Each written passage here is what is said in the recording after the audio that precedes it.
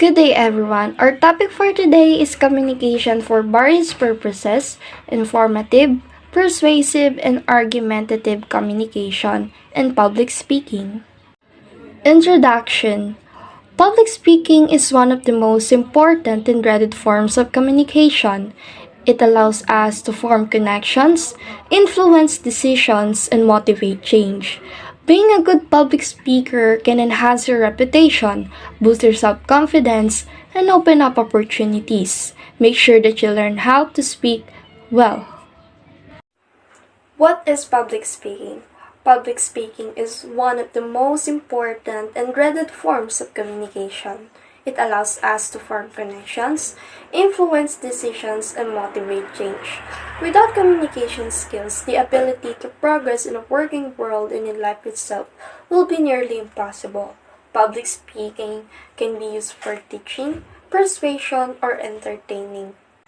Public speaking is also called as oratory or oration that has traditionally meant the act of speaking face-to-face to a live audience. Public speaking is an important skill which includes body language, content creation, and voice modulation. It is a personal power which will help you to deliver important messages and an ability to change others' perspectives.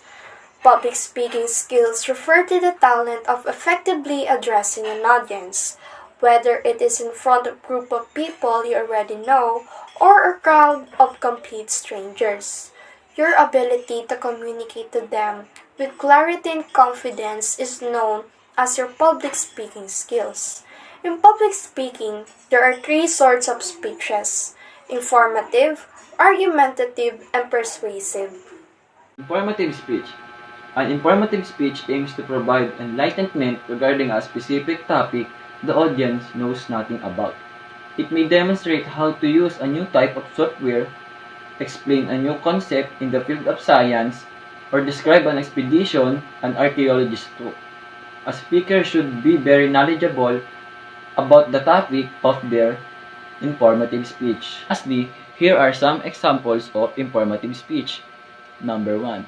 College professor lecturing on a specific topic during class. Number 2. Doctor talking to a group about ways to avoid heart disease. Number 3. Guest speaker presenting information to a group of students about how to apply for college. Informative speech is one that intends to educate the audience on a particular topic. The topics covered in an informative speech should help the audience to understand a subject better and to remember what they learned later. The purpose of this speech is to provide interesting, useful, and unique information to the audience. Argumentative speech. An argumentative speech aims to change the opinions already held by the audience. The chosen topic may be political, religious, social, or ethical in nature. Speakers should be careful to choose a topic which he feels prepared to reinforce with a strong argument. These topics are often derived from political debates and issues in the media. Argumentative speeches are often about hot topics, and they encourage the audience to change their views or opinions on a topic. The speaker shows an obvious problem at the beginning of the speech, and then moves on to show proof of that problem, and then suggests a solution in the body. The conclusion sums up the speech main idea and supporting points and should leave the audience ready to make a decision based on what they just heard. Example of argumentative. Using animals for scientific research is inhumane. Paying waiters an hourly rate below minimum wage is unfair. Destruction of the world forest is justified by human need for land and food.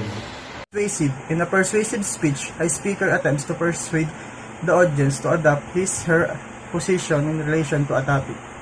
The form and the content of speech must take into account what the audience know and how it wants to be addressed. Showing empathy with the audience is crucial. Persuasive speech. The next type of speech is the persuasive speech. From the word itself, persuasive. The speaker needs to persuade the audience to believe in their point of view. It also influences the beliefs, attitude, values, and acts of other people.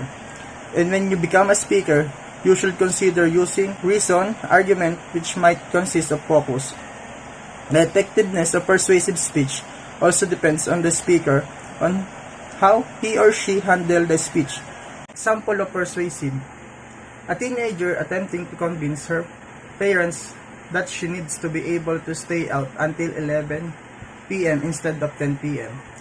A student council president trying to convince school administration to allow the student to have a dance after the final football game of the season. 3. A lawyer giving a closing argument in court arguing about whether the defendant is innocent or guilty of the crime. What's the importance of public speaking? Why developing the confidence of public speaking is so important? Communication is the backbone of any society.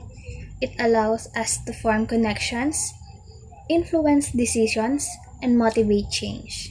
Public speaking is the most important and the most dreaded form of communication.